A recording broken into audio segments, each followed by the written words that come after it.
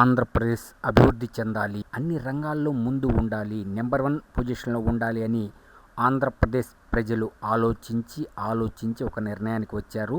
ఎలక్షన్స్లో అదేమిటో చూపించారు.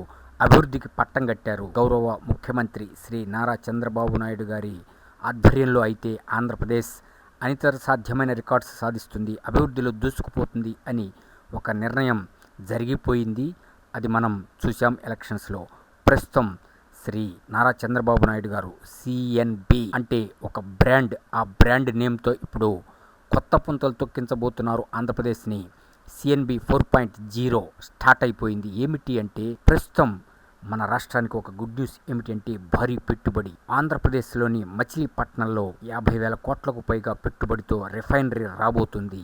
దీనికి సూత్రప్రాయంగా అంగీకరించేశారు. దానికి 2,000 ఎకరాల భూమి కావాలట. ఆ భూమిని కూడా ఇస్తామని సిఎన్బి గారు ఢిల్లీలో చెప్పేశారు. సో టోటల్గా మ్యాక్సిమం అధికారిక ప్రకటన త్వరలోనే రాబోతుంది. అంటే ఆంధ్రప్రదేశ్ అభివృద్ధి బాటలో మరలా అగ్రగామిగా నిలవబోతుంది. ఇది కేవలం శ్రీ నారా చంద్రబాబు నాయుడు గారి ఆధ్వర్యంలోనే సాధ్యమన్నది మరొకసారి నిరూపితమైనది. ఎవరు ఎన్నన్నా ఏమన్నా సరే ఆయన పట్టించుకోవట్లేదు.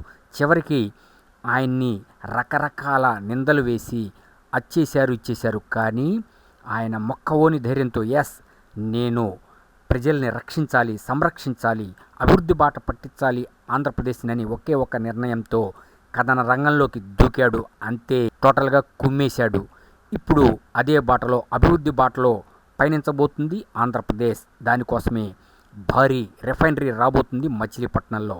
చూడండి ఎంతమందికి ఉపాధి దొరుకుతుంది. 50,000 కోట్లకు పైగా పెట్టుబడులు అంటే మామూలు విషయము కాదు. ఇది ప్రపంచమంతా నివ్వెరపోతుంది. అంతే, రంగంలోకి దిగి నెల కూడా కాలేదు, అప్పుడే అద్భుతంగా ఆంధ్రప్రదేశ్ని అభివృద్ధి బాట పట్టించడానికి ఆయన అహర్నిశలు కృషి చేస్తున్నారు. అది శ్రీ నారా చంద్రబాబు నాయుడు గారంటే.